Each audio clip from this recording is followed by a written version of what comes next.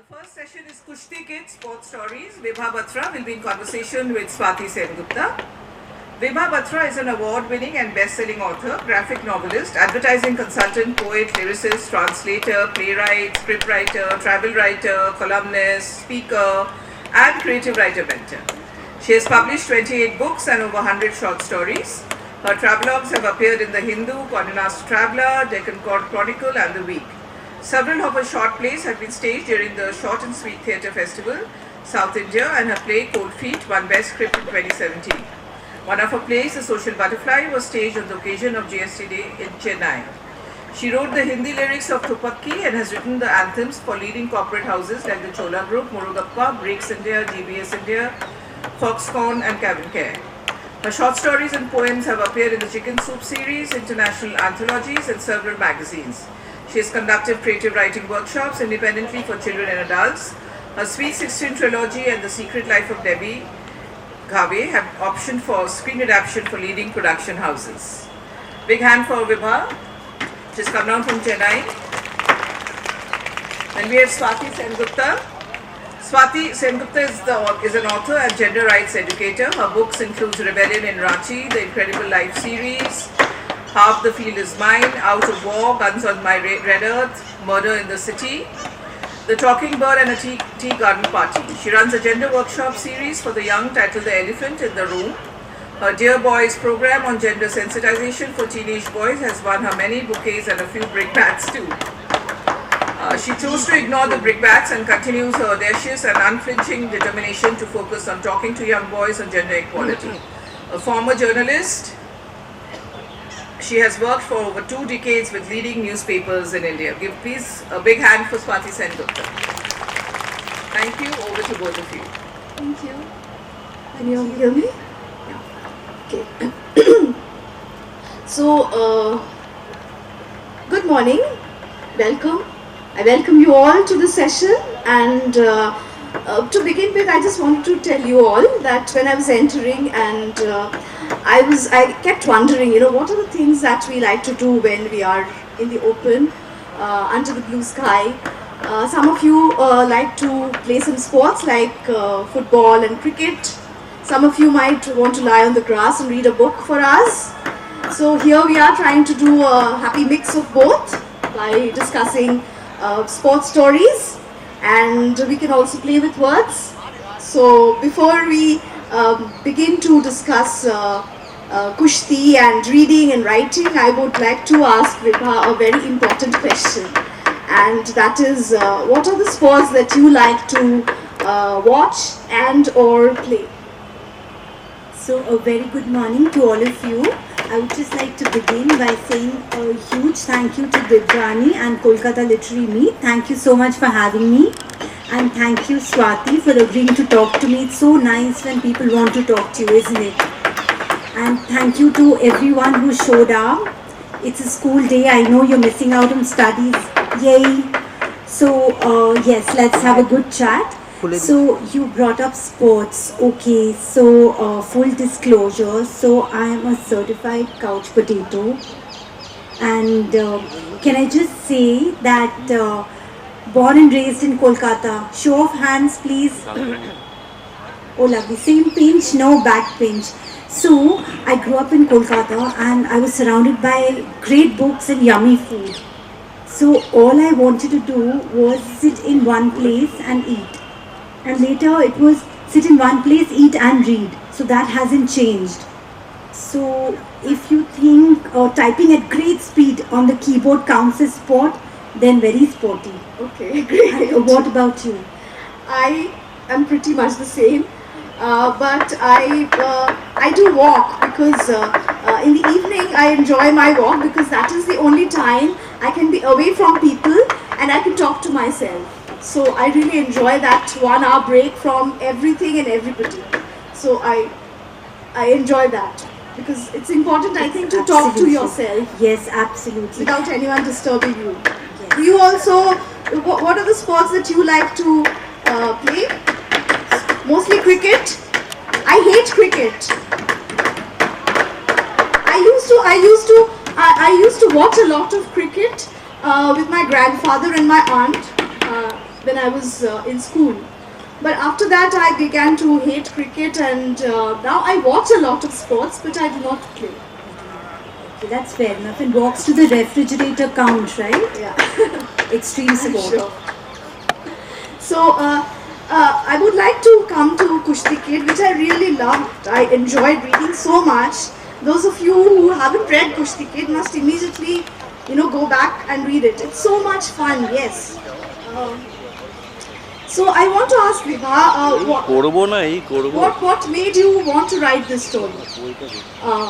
Okay, so when this book just came out, I did the cover reveal. So someone asked, again, you've written a book on breaking gender stereotypes. So I said, okay, you take care of the patriarchy problem, you make sure there's gender equality, and I'll stop writing on this subject. So I'm just waiting for the person to revert. So until then, I'll write about things which are close to my heart.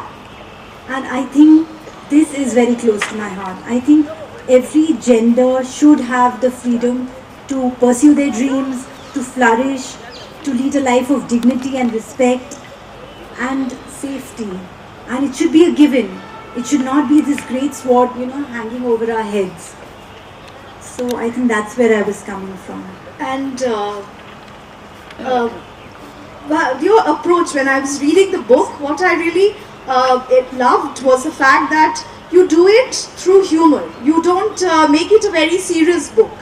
See, gender inequality, the bias and the difficulties that young girls face, and especially in sports, is a very serious issue. But when you write a book and make it so much fun, it's, I think, all the more difficult. So how do you do it, and why do you want to do it through a fun book? Okay, so I identify as a young adult, and I just feel there are so many people talking down to us, preaching, just talking at us, right? And we don't want any more of that.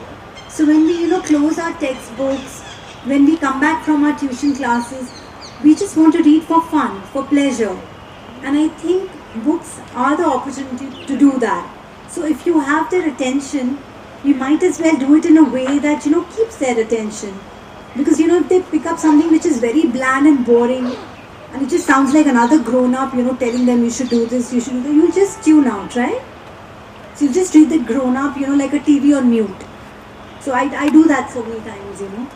What about you, Swati? Because your books have also dealt with this theme.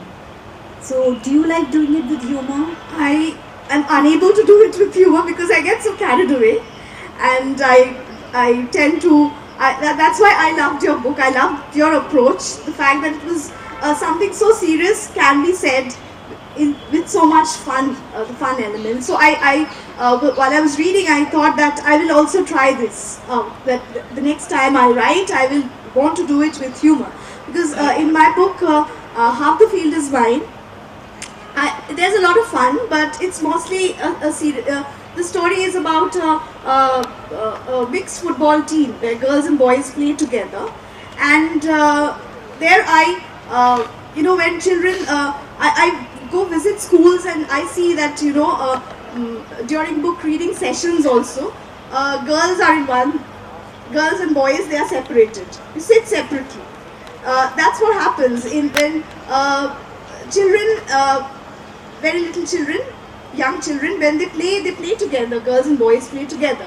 But the moment they start growing up a bit, the parents, the neighbors, everyone in the family, they just separate them. They ask them to play separately. So that is what I try to talk about, discuss, and especially the bias against girls when they are trying to play football. They want to play football, and they are going to play. They're going out in the field in shorts, and the neighborhood aunties, they do not like it. The grandmothers don't like it. The grandparents. So all that I have said I've written about in the book through a story, a lovely story. But I failed to do it through humor, which I really enjoyed reading in your book. Thank you, Swati. So I also wanted to ask the audience, okay? So can any of you tell me what are some sports that boys should play and what are some sports girls should play? Yes, please.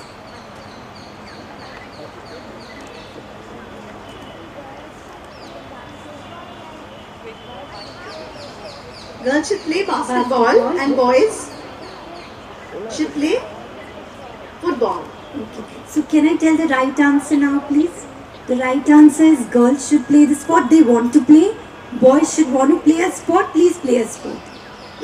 You know, Can I add to that, or slightly disagree with you a little bit? Mostly agree, because we must be able to do the things we want to do. But sometimes the things that we want to do are things that we tend to believe are the things we can do, because others tell us that this is what you can do. That girls generally like to play badminton. Boys generally like to play football. So I might believe that this is what I wish to play, without knowing that nobody has told me that I can play everything. That even our girls are discouraged to play.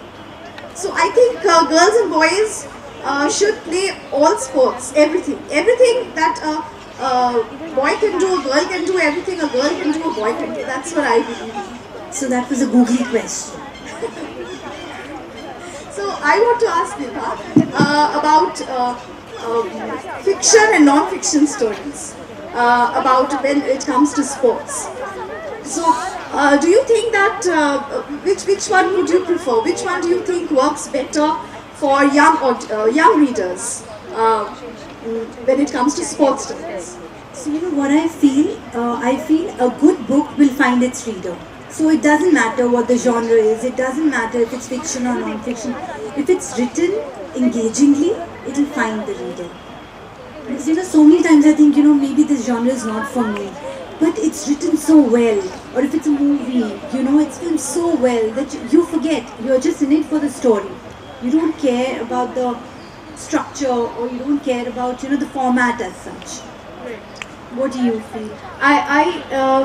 I pretty much agree with you, but there can be, you know, books where which are fiction and a non-fiction character can come in, like it does in Half the Field Is Mine.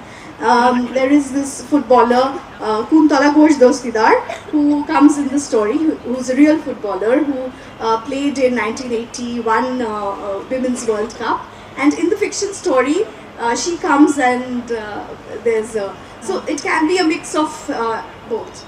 Do you think that person will mind with their family? No, I spoke to her, and I wanted her to be part of the story.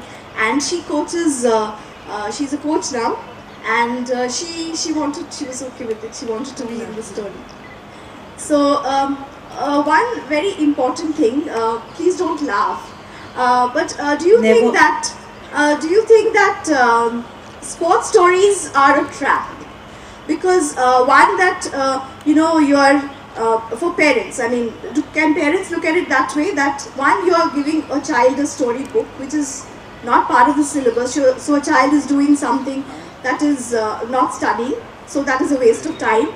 And two, it's about sports, so the child might want to be like a, you know, might think that it is possible to be a hero without you know, to achieve great successes without studying. Okay. So you know, another thing, I've come to look at success and failure very differently. So I've started believing there's no such thing as failure.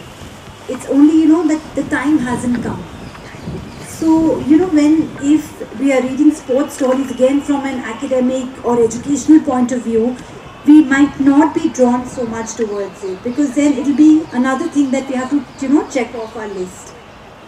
And another thing, I just think that just playing sports or watching a sports movie or reading a sports book, it teaches us so much about life skills and social skills as well, right? Right. What is the attitude that we should have towards so-called winning or so-called losing? I mean, is it even winning if you know, alienate your family and friends? Would it? If our friends stop talking to us, but we win many cups and trophies and medals and shields, would it even matter? And sometimes I think a failure, what is seen as failure in some people's eyes, to some people, it can be seen as a failure, but actually it is a success. Because let me give you an example of Milkha Singh. A lot of people tend to think that you know, he missed a medal at the Olympics, right? And that is seen as a failure, women to cross the English Channel. So a lot of her stories, a lot of her information on her are not recorded. So I wrote a book speaking to her daughter, and her daughter also died recently, as I was telling Vibha. So a lot of it is, if you do not record it, if you do not write it, somewhere it is lost forever. So that is also important, I think. And you know, another thing, I was just reading Elizabeth Gilbert's book, Big Magic, and she says, when it comes to girls and women, they say that, you know, I can't put this work or a project out there because it's only 96% perfect. So they hold themselves back a lot. But for boys and men, they're like, I can put this forward, this 26% perfect, and they'll go ahead with full confidence and say it because, you know, they have this social conditioning. They have this sanction from society and families. Go ahead, make your mistake. But women, you know, somehow they feel that they don't have this permission to make mistakes. And if they do, oh gosh, it's doomsday. So they hold themselves back, and it should not happen. We should all have the equal right and permission. We should give ourselves the permission. I think the last question. Good morning, ma'am. I am Shayuk Chakraborty of Delhi Public School, Howrah, and my question is to Vibha, ma'am. How have you tried to break the social norms regarding patriarchy in your book, Kushti Kids? Okay, so what I've done is, if you read the book, so every figure that is, you know, encouraging the girl is male. And every figure that's discouraging the girl is also male. So, you know, I think it's all in the mindset. If you're bred, you know, with this mindset that, you know, girls are an inferior species and they are just supposed to be confined to domesticity, you're going to bring up your children a certain way, you're going to look at, you know, women in society in a certain way. But if you're empathetic, if you bring them up with compassion and kindness, I think, you know, it's going to make a world of difference. What do you We have time for another 2-3 questions. So what I'll do you just- feel? Yeah, I think I agree with you, and it's important to also understand that when half the population is unhappy, we cannot achieve our goals, right? If the boys are getting what they want, they can play the games they want, and the girls are unable to do it, the girls are unhappy. So how can you have half the population unhappy and achieve what you want to? So I think it's very important to understand that boys understand the roles, that they must encourage their the friends who are girls. That is also very You important. have to be an ally. Yes. Hello ma'am, I'm Shinaya Singh from Adin Birla World Academy. Ma'am, my question is for both of you. What inspired you to be an author? So, you know, like everything else in my life, I blame it on my genes because my Nanaji, my maternal grandfather, was a prolific author. And, you know, I grew up in a home, you know, surrounded by books. My parents are avid readers and my mom's written a book, my sister is an author. So, you know, in the beginning, all I wanted to eat, like I was telling you, but somehow, you know, despite my best intentions, their love for the written word just rubbed off on me. And before I knew it, you know, like I'm hooked. So much so that sometimes, you know, I forget to eat. But then I make up for it later. I think I was a journalist, and I quit my job to be able to travel and talk to people and do research and write the way I wanted to. Because when I was a journalist, I had to write only short pieces and the way the newspaper wanted them published. But I wanted to write the stories the way I looked at them, and I wanted to write it the way I wanted to tell a story. So that was the reason. A few more questions, yes. Good morning ma'am. My name is Haura and I'm from MSP Education Institute School. So I have a question for both of you, like how long was your journey to write the book? And are you looking forward to write more? You know, I find that question very heartbreaking because it implies this is my first book. You know, I just published my 29th book, and you can imagine it's been a very, very long journey. Because after having written, you know, so many books, you know, one expects somebody will be reading my books, right? So yeah, it's been a very long journey, but I'm really looking forward to. I think she meant each book. Each how book? long each Okay. book takes to write, right? Was that Each your book? Because it takes a lot of time. A lot of A time. lot of time yes, to write one yes, book. Yes. So it's different. And then while researching, as we were discussing earlier, it takes a lot of time, and you're so and you're so enthusiastic about reading. At some point, you remember that you also have to write. So the reading and writing process itself is very long, and there's no time, because each book has its own. It takes its own time to be completed. After some time, it's just you have so much inside, it's just waiting to come out. And other times, there's this deadline looming, so it can't just whoosh over your head. So you better get down, put your head down and start writing. Thank you. Unfortunately, we won't be able to take any more questions. Stay on for the next session. It's going to be very interesting. Thank you, Vibha, and Thank you. Thank you so much. much. Thank you.